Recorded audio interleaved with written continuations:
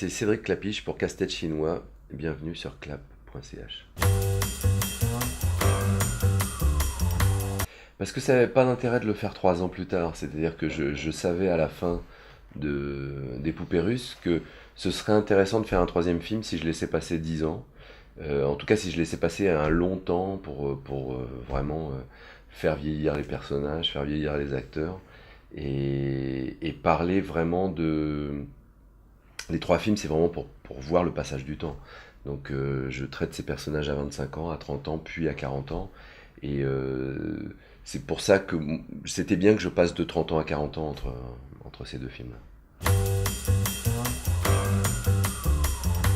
Oui, il y a vraiment un truc comme ça où on se connaît par cœur et où, du coup, je pense que quand j'écris vraiment pour lui, quoi. C'est-à-dire que on me pose beaucoup la question de savoir si Xavier c'est lui ou c'est moi. Et évidemment, c'est un peu un mélange des deux. Je pense que c'est ni lui ni moi.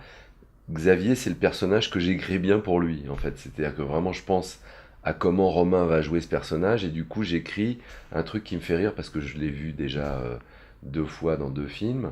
Et donc c'est ça en fait, j'essaye d'envisager ce que lui peut jouer et ça donne ce personnage-là. Et avec plein de choses que j'ai créées dans les 2 premiers, enfin, qu'il a fallu faire évoluer dans celui-là, parce que dans les 2 premiers, il est quand même assez immature, assez inconséquent, hésitant, tout ça. Et donc dans celui-là, il fallait qu'il soit plus homme, plus mature, plus posé. Donc ça, c'était pas facile pour moi à l'écriture de le faire évoluer et pour Romain de l'interpréter. C'est celui des 3 qui a été finalement le plus difficile à jouer. Oui, non, non, pour moi c'était important. Je pense qu'il aurait pu jouer un père évidemment sans avoir d'enfant, mais forcément ça change énormément d'en avoir. Donc là, il en a 2 dans la vraie vie, et c'est vrai qu'il sait ce que c'est d'aller au square avec un enfant, il sait ce que c'est l'écoute, la patience qu'il faut avoir quand on joue avec un enfant. Il raconte beaucoup d'ailleurs, parce que quand on lui pose des questions sur comment il joue avec les enfants, il disait on peut pas être dur avec un enfant, on est obligé de jouer avec lui au sens du jeu.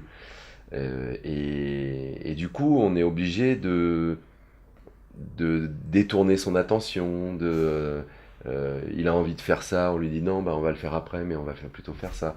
Donc ce truc-là, il sait le faire parce qu'il a des enfants. Et à l'intérieur d'une scène, très souvent, quand il était avec sa petite fille qui a 4 ans dans le film, euh, si elle n'avait pas envie de dire la réplique, il y avait toujours un moment où lui l'amenait à finalement lui faire dire sa réplique.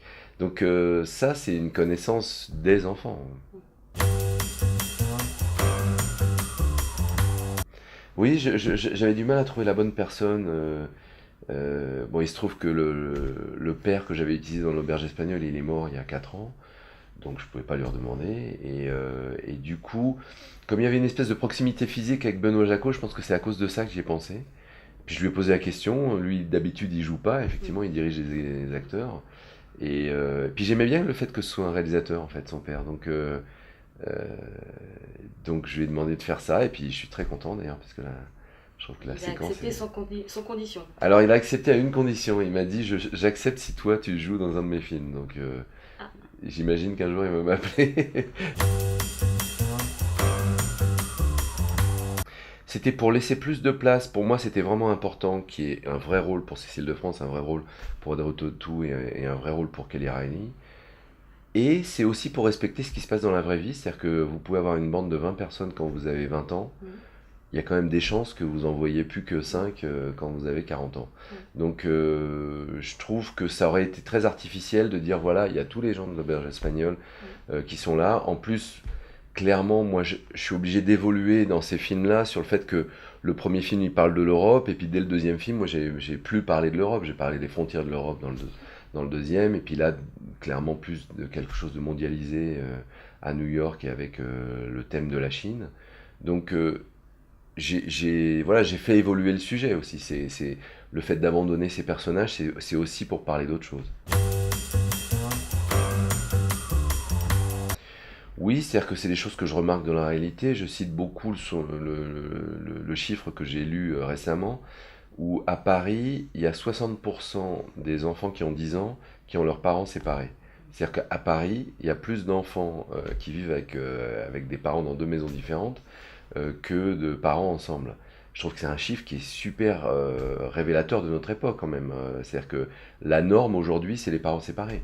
C'est plus la famille comme il y avait il y a 100 ans. On habitait son village, on bougeait pas de son village toute sa vie et les parents restaient ensemble s'il n'y en avait pas un qui mourait. Donc euh, c'est sûr que ça, c'est une observation de notre époque, du monde dans lequel on vit.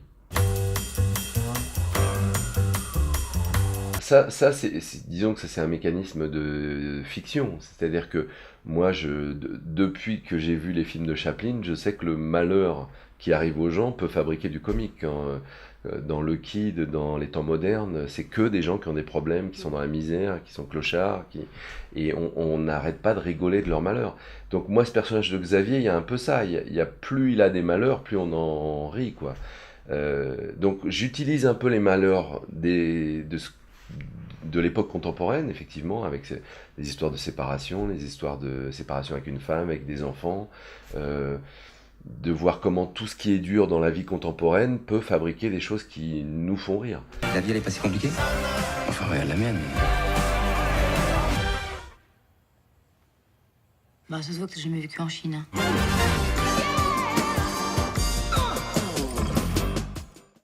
Donc c'est, je dirais que c'est ça ce qui se passe dans ces films-là, dans ces trois films-là, c'est je peux faire une avalanche de problèmes à ce personnage, ça va pas créer plus de tristesse ou de mélancolie pour le spectateur, ça va créer plus de comique, j'ai l'impression. Donc s'il y a une recette ou s'il y a une méthode, c'est un peu ça, c'est comment moi j'aime bien m'amuser de ces malheurs, là, ce Xavier. Alors c'est compliqué parce que New York c'est une ville qui change très vite, donc c'est une ville qui a beaucoup changé depuis que j'y habitais 2 ans pendant mes études. Donc il a fallu que moi je redécouvre cette ville. Moi j'ai écrit pendant plus de 5 mois le scénario, donc j'ai habité à New York pendant 5 mois. Et là j'ai vraiment redécouvert la ville et j'ai essayé d'intégrer ce qu'elle est aujourd'hui et pas juste ce que j'avais vu moi il y a 25 ans. Donc euh, par contre je la connaissais bien, j'avais appris à filmer moi dans cette ville. Donc c'est sûr que il y a des choses qui ne bougent pas. La lumière de New York, c'est quelque chose de très particulier. Et voilà, c'est quelque chose que j'avais déjà appris à utiliser. Les rues, soit larges, soit étroites de New York, le côté rectiligne de l'architecture. Enfin, il y a plein de choses comme ça que je connaissais. Mais c'est sûr que le côté sociologique et le côté contemporain de New York, il fallait vraiment faire ouais, une immersion et regarder vraiment ce que c'est aujourd'hui. C'est-à-dire que moi, c'est ça que j'aime bien dans un film. C'est quand j'avais fait Chacun cherche son chat ou Paris, c'était un peu le but de décrire Paris, pas comme un touriste le voit, mais comme un Parisien le voit. Et là, c'est pareil. Là, j'essaie de décrire le New York des New-Yorkais, avec un côté quand même bigger than life, comme ils disent. Mais, euh, mais j'essaye de pas montrer Times Square, j'essaye de pas montrer des cartes postales, parce que pour moi, le côté beau de New York, il n'est pas forcément ce qu'on connaît, il est aussi ce qu'on connaît pas. Et donc se promener dans les rues de Chinatown, aller dans un immeuble qui donne sur Central Park, voilà, c'est pas forcément des vues qu'on connaît. Euh, euh, Aller dans un loft à Brooklyn, voir comment c'est décoré un loft de Brooklyn aujourd'hui. Ces choses-là, je trouve que, enfin voilà, ça peut être très beau, très particulier, et en même temps très descriptif de quelque chose de réel aujourd'hui, quoi. Moi, il y a vraiment des gens comme Woody Allen ou comme Scorsese qui m'ont vraiment. Forgé. Ouais, c'est ça. Oui, on peut dire que c'est des maîtres à penser. Ils sont très différents les deux, mais en tout cas, ils ont New York en commun. C'est-à-dire que c'est sûr que c'est difficile de filmer New York sans avoir les images de Woody Allen ou de Scorsese dans la tête. Il y a Bertrand Blier, il y a Renoir, il y a Truffaut en France. Et il y a beaucoup d'Italiens. Fellini, c'est vraiment pour moi un des plus grands réalisateurs. Euh, et puis j'aime bien le cinéma anglais aussi. Donc des gens qui aiment bien traiter le réalisme et en même temps en fabriquant quelque chose d'assez cinématographique avec le réalisme.